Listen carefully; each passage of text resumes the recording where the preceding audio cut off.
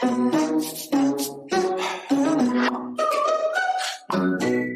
Rob. Hey, Carolyne, how are you? Good, you? Living the dream. And I'm actually really excited about today's guest.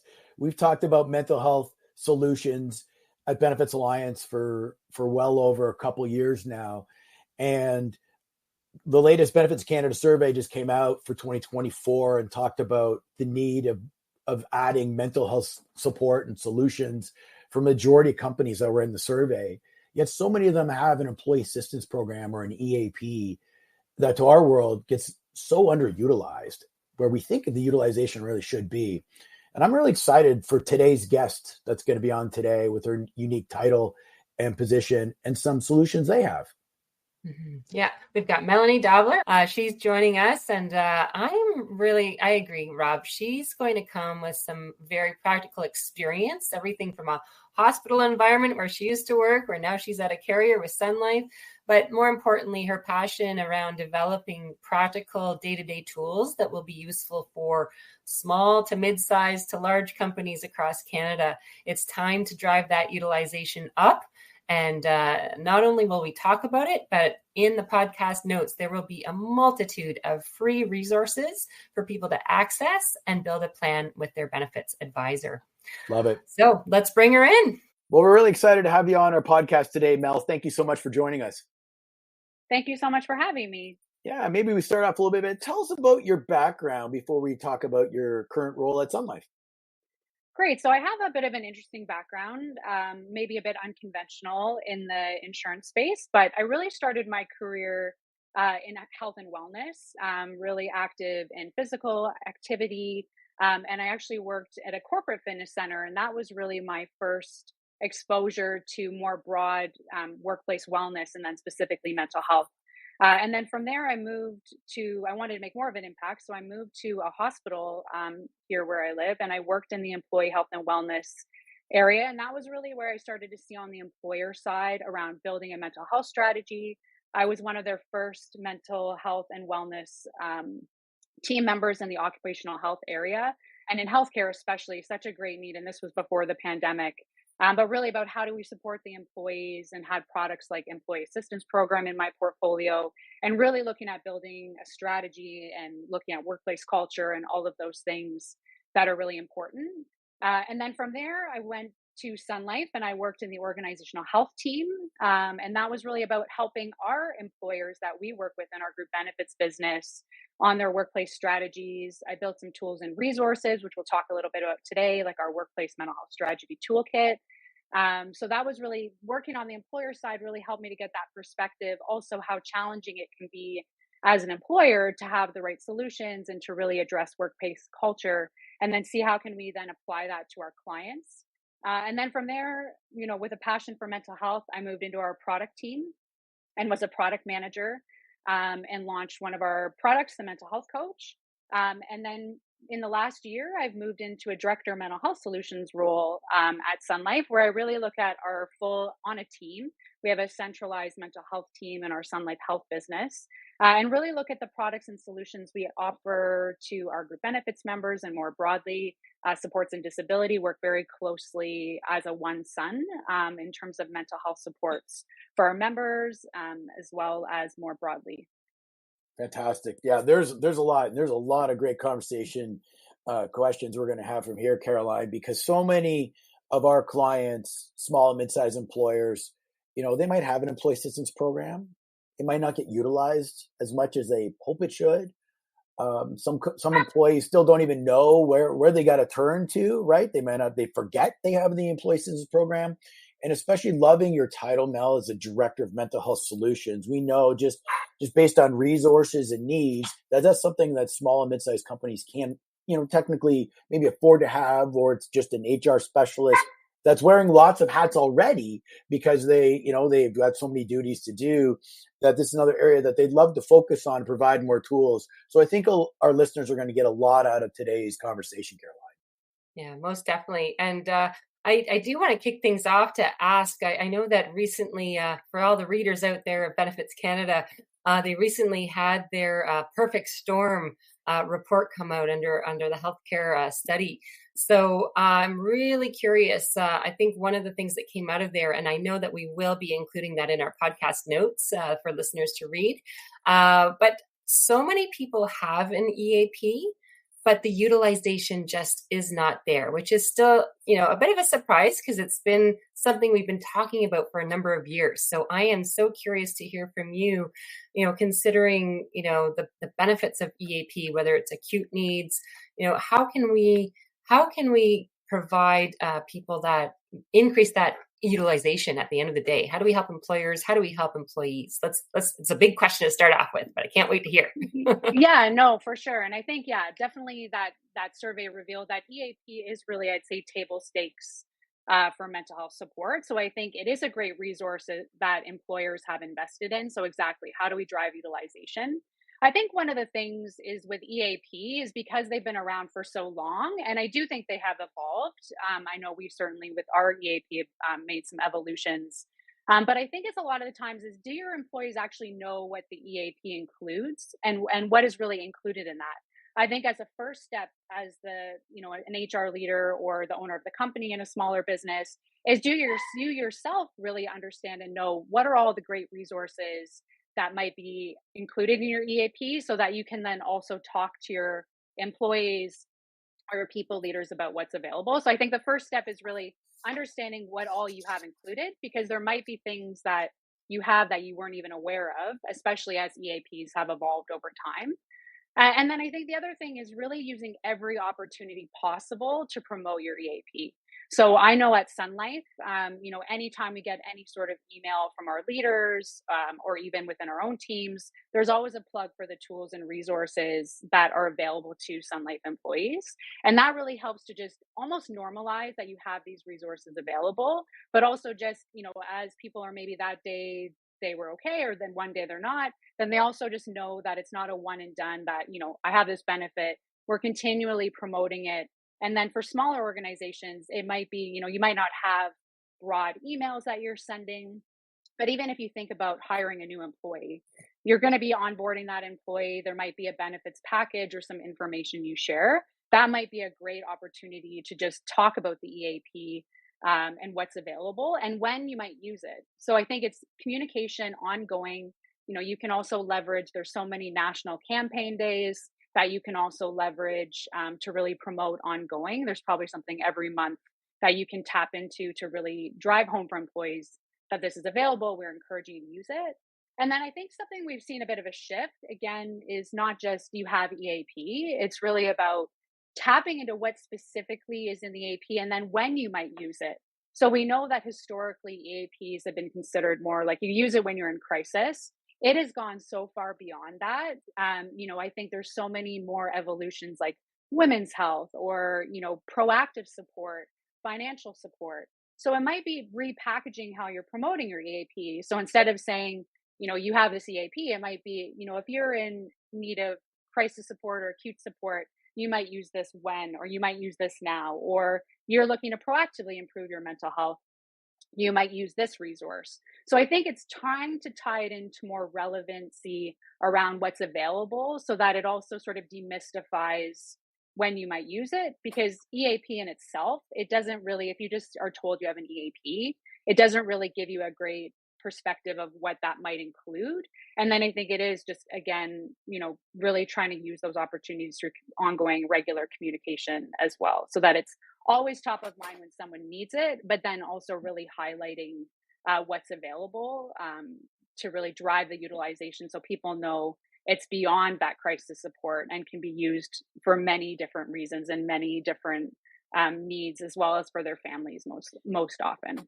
And Mel, if in knowing that when we look, a majority of advisors at Benefits Alliance, if we looked at our client base, I bet you still only 20% of clients, 25% of clients, and that could be depending on the size of an organization, would actually have an EAP. An EAP, again, for our industry, which is everything's an acronym, so we apologize to our listeners for that. But it stands for an employee assistance program. So if you were giving an elevator pitch to a smaller organization, say under 100 employees, how would you define a modern employee assistance program now to them? and why they should add it too. Yeah, I think one of the reasons they should look at adding it is really about access to care. So we know that, accessing mental health professionals and accessing mental health care in the public system is very challenging. So I'd say one of the benefits of an EAP is certainly that people can tend to get an appointment much more quickly with a provider that can provide them that support. And I think the EAPs are evolving as well to provide more robust mental health support, or at least add-ons that provide more robust support.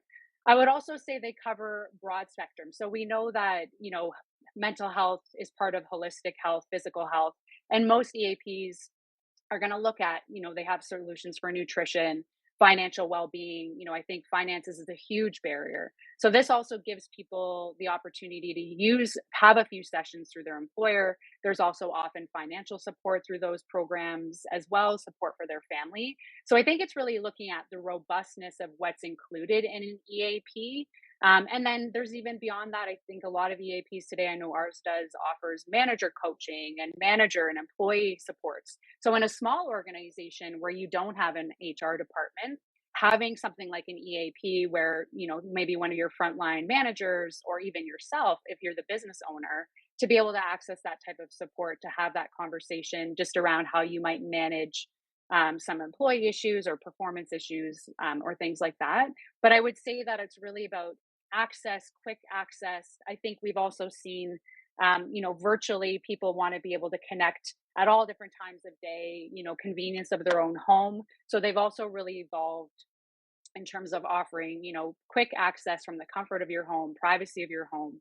And then just, I do feel like, as we see more, you think about women's health is a huge area right now of focus for Sun Life. And I think more broadly, sort of this reckoning in the market. I think that it's also really looking at how those supports can provide that range of support for the different needs of your employees. So it's not a one size fits all, but I think an EAP is a great place to start because it does offer so many different supports for so many different needs. And then considering, in most cases, an employee assistance program is also available to your dependents. So your partner, your child up to a certain age could use it as well.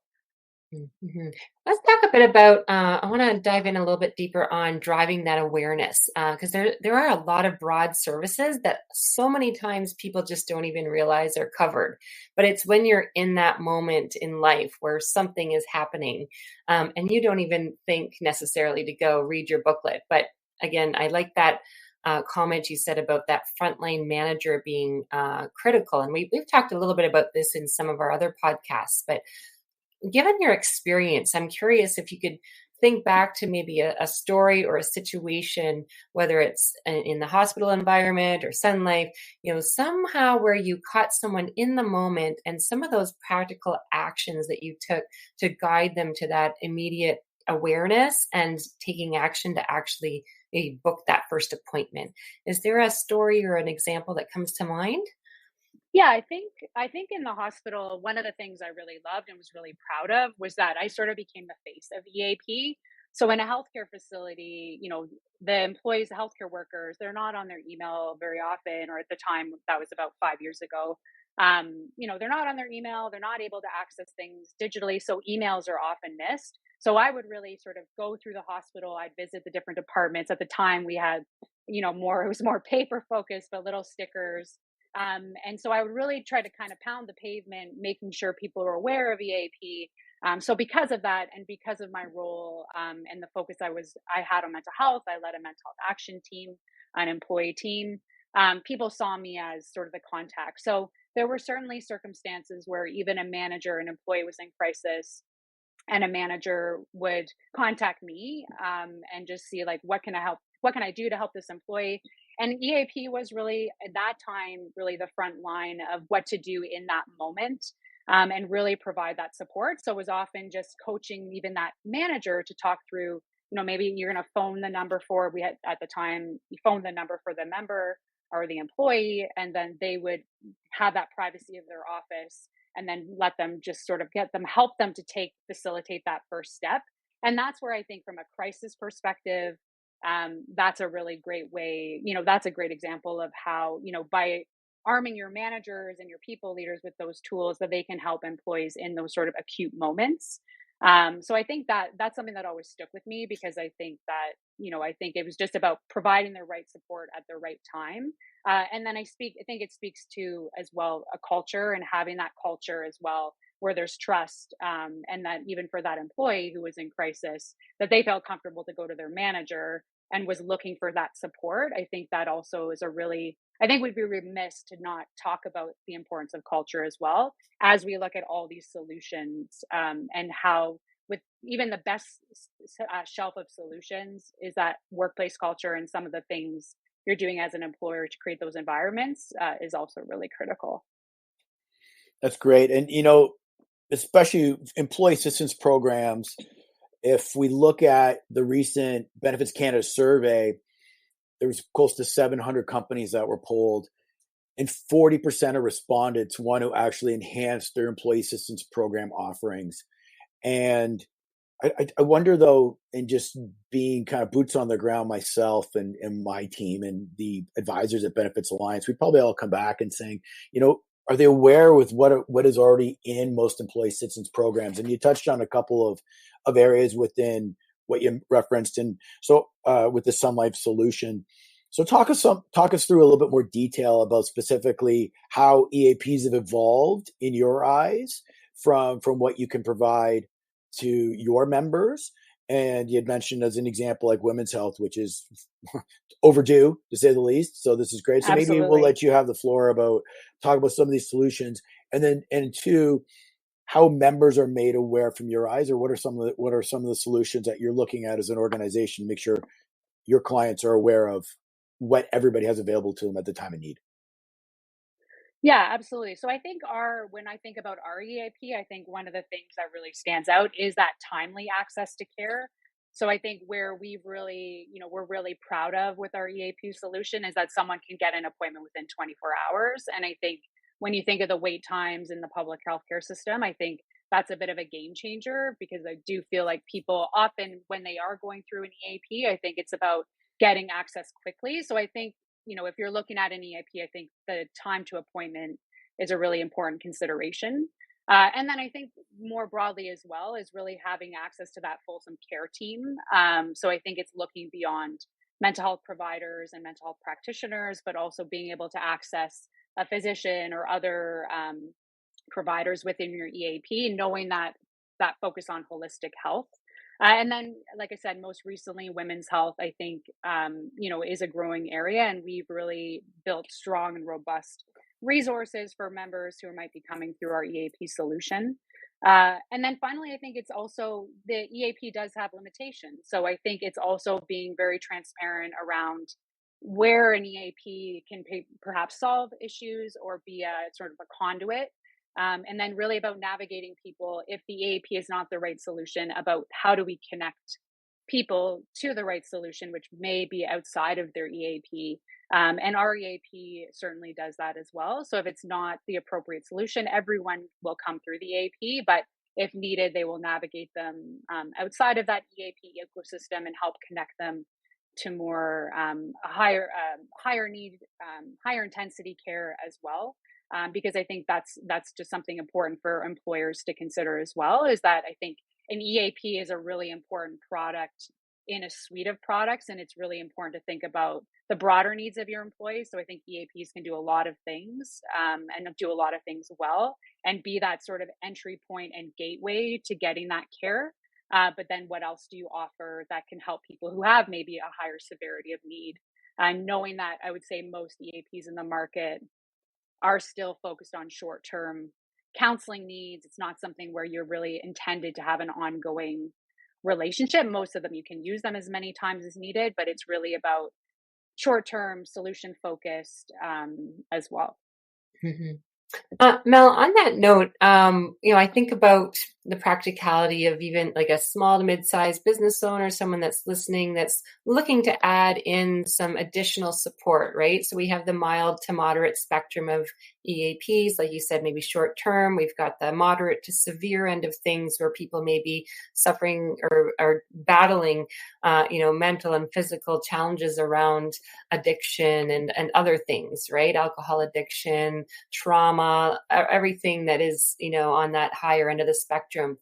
What are some tips you would say that helps an employer create an environment where the plan member or the employee and their family is not feeling like they're having to piece this all together, right? Oh, if this, then call there. If that, then call there. Policy by policy, number by number. Any quick tips on that as to how you provide that continuity of care essentially for that member with all these different places to navigate?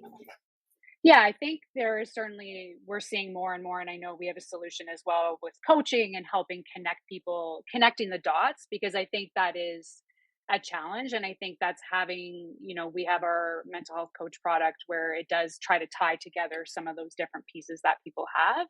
But I would say we're also seeing, and this is where we're moving as well, those integrated ecosystems. So I think it's really about, you want to have more of that omni-channel experience where people are going to come in through one door and they're going to have access to those solutions, as many as possible within their ecosystem, within that one ecosystem. So they're not having to jump from here to there and find all that support, and then having that centralized support, which in some cases can be an EAP to help navigate someone to that other solution. But I think we're seeing that more and more as we're sort of seeing products evolving. And then I think also just how things are pieced together is really important. Yeah. And then just even, for smaller businesses that maybe can't, you can't always just continue to add products. I think it's also just you yourself internally, how you're communicating those resources, and even something as simple as, a PDF that has, what you might use when, and really instead of just relying on that benefits booklet, is like if you're, if you or a family member is experiencing, challenges with substance use, or you're looking to, change your relationship with alcohol, for example, like where might you go? I think it's just not losing sight of some of those things that seem like really basic nowadays, but can actually still have an impact, is really about, making those connections and drawing those connections to what you have available as well. I love I that you think that's referenced so key. I was just going to say to it Rob, is. like as an advisor, I imagine that's so key, right? When you are working with plan sponsors and employers to select different services, those have got to be some critical questions to ask providers, their ability to have that, say, concierge service or centralized service, but also those communication tools that connect the dots. Anything that you've done, Rob, with your clients that you can think about that you would share with the audience? Yeah, and you're absolutely right. And sometimes that you could have 3 or 4 different providers on with a corporate benefit plan, and you can get paralysis by analysis because somebody's got 4 apps on their phone, and like, I don't know which one to use then, and they're in that moment of where they need care and assistance, and if the communication hasn't caught up to that point for the client, sometimes they get lost and they don't make that phone call. And as we've talked about with utilization in employee assistance programs, typically, for a group of any size, utilization, we've seen this in our own Benefits Alliance, benchmarking, it's like 8 to 11% on an annual basis. You think with the importance of mental health solutions, that number would be 3 times higher than it is. And unfortunately, it's not. So you're right. What some of the things that we've been able to do is we simplified communication. I love that Mel referenced an employee booklet. I don't think anybody's opened an employee benefit booklet, in 20 years, right? There's a whole generation like, what's a benefit booklet, right? They want to have it on their phone. They want it digital. They want that one gateway, as Mel kind of put in, to access to everything. So we've done some things like that for clients with a lot of success. And I think that's critical in today's focus for companies, is that the importance of regular communication. And maybe Mel, flip that back now to you, is what are some successes you've seen from your side for clients in any encouraging stories you can share because of this type of thought process that you talked about, and the victories that companies have seen because of that? I think we've certainly seen, clients who have really taken, um, I wouldn't say accountability, but have really gone, and really taken they've added a new solution is really around all the work that they've been doing as well to promote it. I think we've certainly seen increased engagement from those clients because I think as the benefit provider, we certainly send all sorts of campaigns and emails and all of those things to try to engage employees of these companies. But I would say where we've really seen the victories is when the employer themselves really takes an active role in in communicating and marketing about their employees. Like I know we've been to town halls that employers have had virtually to just kind of do a plug, or they've asked us for some materials that they can use. So I think it's just again, it's about having that having the solutions isn't enough. I think it's also really how you're promoting it. And I would say we've also seen, speaking from Sun Life, and really proudly, Sun Life was actually just awarded, just to put a plug in for our own company for how we treat our own employees. And I think that really says something is, Sun Life was just awarded the Excellence Canada Order of Canada for the highest recognition for mental health in the workplace. And I Nice. think part of that is, I think one of the things we've seen a lot, and I always go back to the pandemic, was really around how our president and our leaders, would always be communicating during the pandemic. And when we would roll out a new solution, they would be the ones sending the campaigns employee wide, and really setting the tone and walking the walk, I would say. And I think it speaks to even just the role that I'm in and the priority that we put on mental health. But I'd say it takes significant amount of time and effort, but I do think that it's really around that ongoing communication and authentic communication from leaders. But we've certainly seen typically better uptake with our products when the clients themselves also do campaigns. And we certainly help. We have toolkits and all kinds of things that they can leverage. But I think also authentically coming from the leaders. So if someone has, if they're in a bit of a larger organization where they have teams, oftentimes if I'm the people leader, my employees are going to want to hear from me directly. So it's also, I think, about, really, training up your teams and having those, like, everyone sort of boots on the ground talking about those Yeah. resources. But I think that that's really certainly where we've seen a lot of success as well. Every company needs a champion, and it doesn't necessarily have to be Absolutely. the HR person, whether you have 10 employees or 1,000 employees.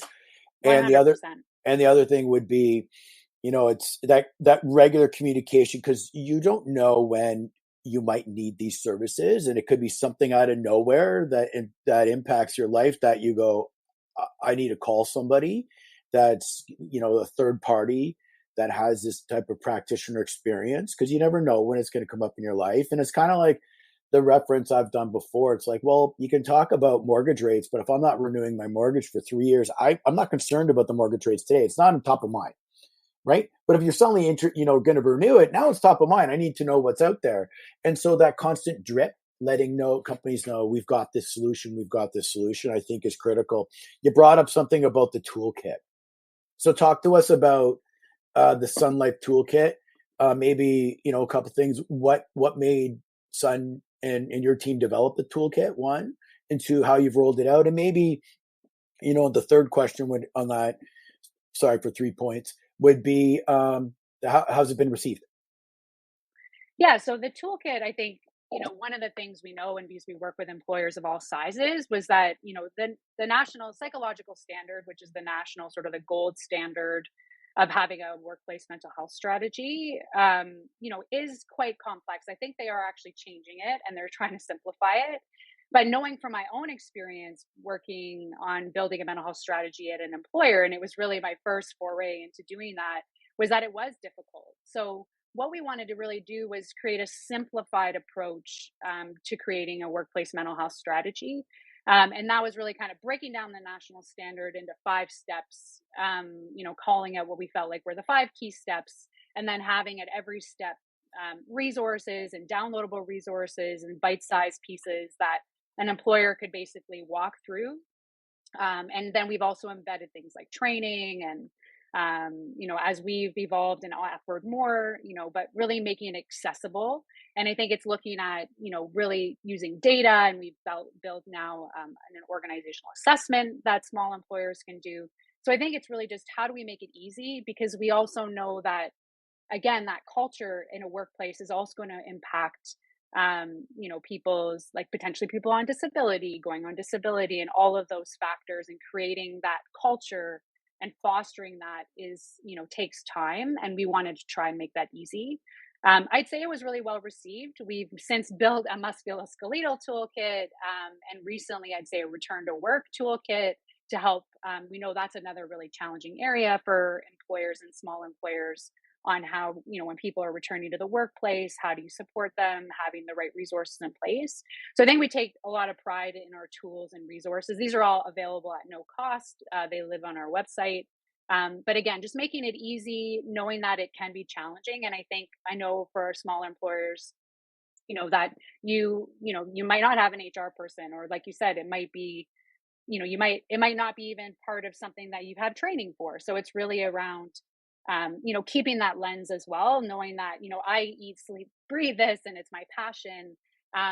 For some people in HR, that, this might be a part of their role that they're not as familiar with, but it is so critically important. So how can we make, what kind of tools and resources can we provide? So I'd say, proud of it. It's been, I'd say we've always taken, even like I said, with our own organization, really prioritize workplace mental health. So we've actually had the toolkit. That was one of my projects when I started at Sun Life. So I'd say it's was a bit of a baby of mine at the time.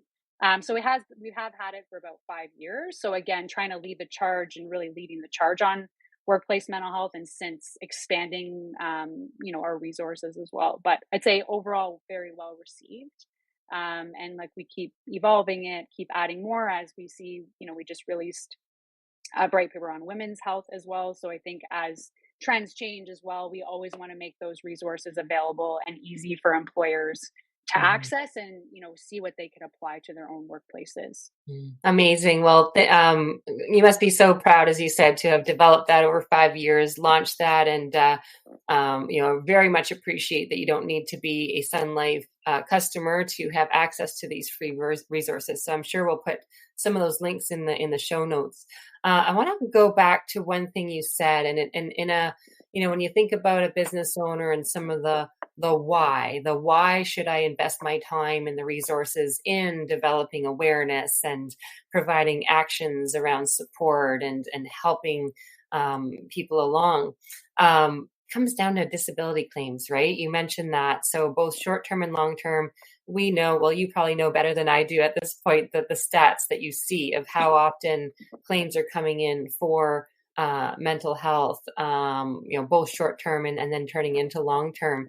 Can you speak to, when you look at the marketplace and as an industry, are we at a place in time where there is an industry standard as to how we help support these types of claims as people are moving in? Obviously, the resources are there, but I'm just very curious to see if we're there yet, or if there's, in your mind, still work to be done.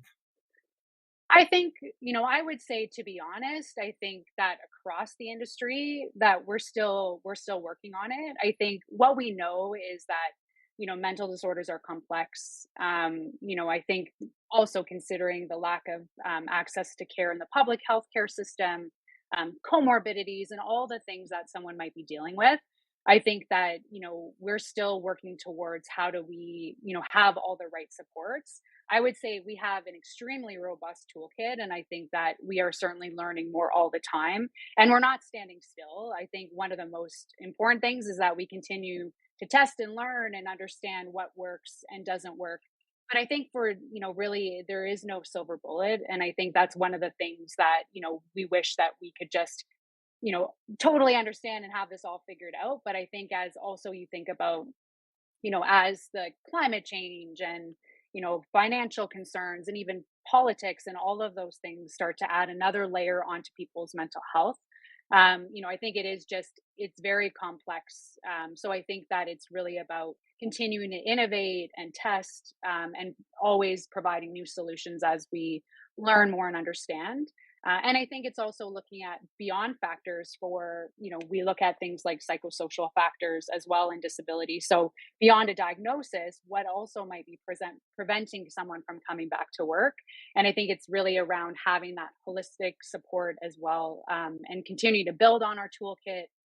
But I think it's just one of those things where, if someone has a broken leg, what that treatment trajectory looks like is going to be very different from someone who's been through a trauma, and then all the other compounding factors that might be affecting their recovery. So I think it's just having evidence based, the best tools possible. But I'd say I strongly believe as an industry, we're still working on it and looking at what that is. And it's not going to be, there is no one size fits all approach as No. well. Well, I can remember when mental health uh, disabilities were declined.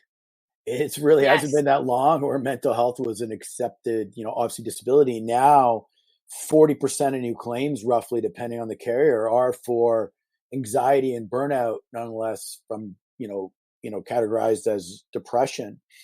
And then you throw on in the middle that we go through the pandemic, and which absolutely. put gasoline on on mental health needs in our industry more than ever. And I think mental health benefits obviously are the number one category that we see at Benefits Alliance around what organizations are looking to improve on. And so this is kind of Yes. coming back, one of the values of an employee assistance program for those that don't have it or those that aren't utilizing it enough is that obviously at the same time, one of the leading causes of stress in people's lives is money and the financial stress that they go through. And we talk about there's like a three-legged stool around people's well-being on our podcast: their physical, their mental, and their financial. And if one of those legs crack, people are going to end up on their ass, no matter which one of those legs fall. And so what organizations and maybe what might prevent people from using their mental health practitioners is that depending on the cost of the therapist they go through, they're going to blow through their paramedical coverage in like maybe a couple visits, potentially, especially in small, mid-sized companies, 2, 3, 4 visits. And then do they continue on, even though now they've got the financial outlay? But if financial concerns were already a problem for that person, now what do? Right? They're just put it exacerbated their problems further. Well, that's the beauty of an employee assistance program that most organizations still aren't aware of. That hey, that this employee assistance program is going to cover 4, 5, 6 visits potentially in a short-term scenario, no cost to the member. And after that, they can kick into their paramedical coverage after that. So that might be the bridge that can help somebody. And as you said, getting access to quicker support might make a real difference in somebody's life, right? So I think that's kind of, I wanted to add that to the why. Yeah. And Rob, I'll jump in to say, tied to all of that, people are going through these very practical, everyday situations. And, we talked about storytelling being so powerful, so real and authentic, to your point, Mel, too, right? I think about Rob saying, oh, my mortgage rate's not due until, 6 months from now. But when it's due, imagine the story. Well, Rob's a great storyteller. I know that. But he'll come in and say like, hey, I Sorry, had this friends. great, awesome experience, renewing my mortgage at so-and-so. And this is, the service I got and the outcome. And I'm so happy with it. So that's one example there of a financial outcome. But, there are some maybe tougher storytelling, but again, to the comfort level and authenticity that a leader might convey. I think that's just one more tool in the toolbox that an employer can take to build the culture around that. But as we wrap up, I think that's one area that I took away. I think I also heard that managers should really be encouraged to call into the EAP and ask for some of the training that is already provided. They may not even know that that's there. And, of course, leveraging free tools like what you've discussed today, Mel. For each of you, final question from me is what are other practical tips that you would take away from today's call that you want listeners to make sure they're aware of to go ahead and run with? And I'll start with you, Mel. Yeah. Yeah, sure. I think, jump right in there. I think one of the things is just, giving yourself grace and recognizing this does take time. I think, and I think we've been saying that a lot. And I think there's, especially if you add a new product or, people want that sort of instant results. And I think this is something just really important to keep in mind is that, this does take time to foster that culture, to foster that trust in your organization, to build that awareness, and really have people be aware and be able to feel confident using those resources. So I think it's just something that, it's never too late to start, but I think it's like starting today, with whatever resources you have, and then just continuing to evolve and improve over time. I think is really important. And then I think it's also really understanding your employees and listening to your employees. I think, especially as you start to look at adding any kinds of solutions, like what are the needs of your employees? And maybe if you're smaller, you don't have as much robust data, but I think it's really just, taking the time and really seeing before you're making any kinds of investments, to really make sure that those solutions are meeting the mark, and that you're going to have the broadest reach, of your employee base as well.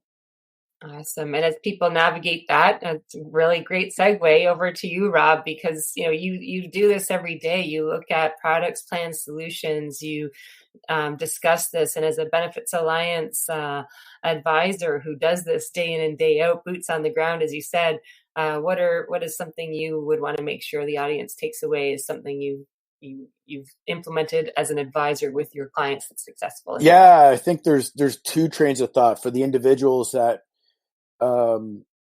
might need to go off work for a little while. You need everything from not only from a diagnosis to a treatment plan from the provider, but then a reintegration.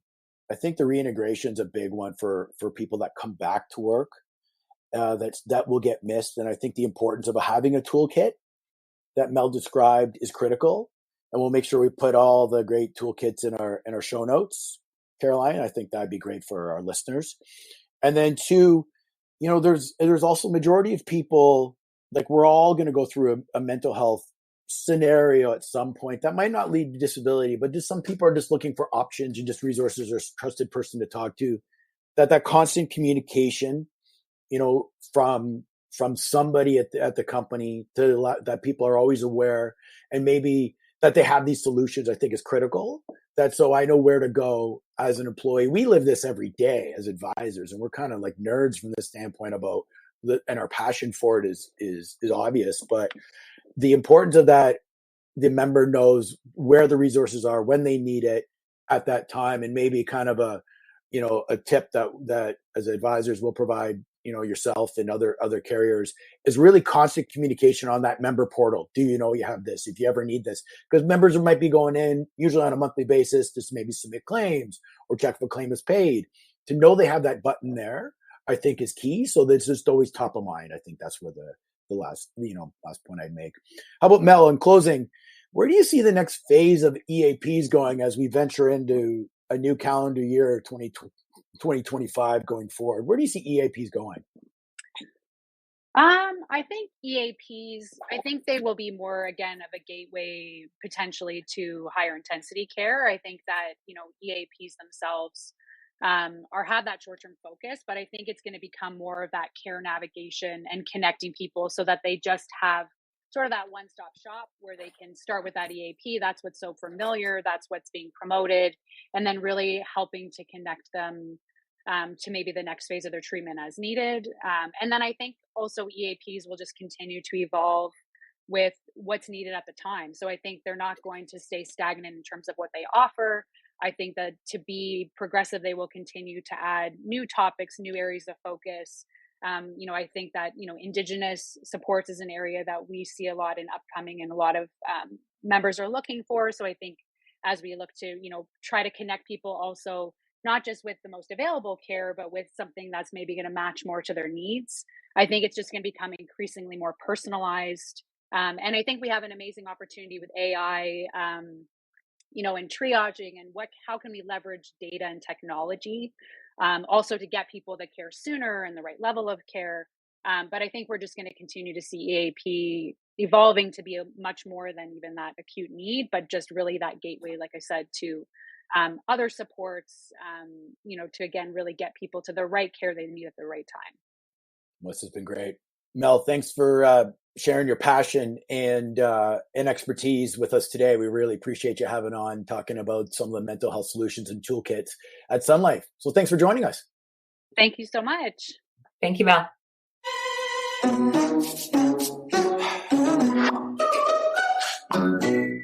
thank you for joining us today at the Benefits Alliance Voice. We hope you enjoyed today's episode. Please subscribe wherever you get your podcasts. And if you feel the episode was valuable to you, please feel free to share it with someone you think might benefit from hearing from benefit experts.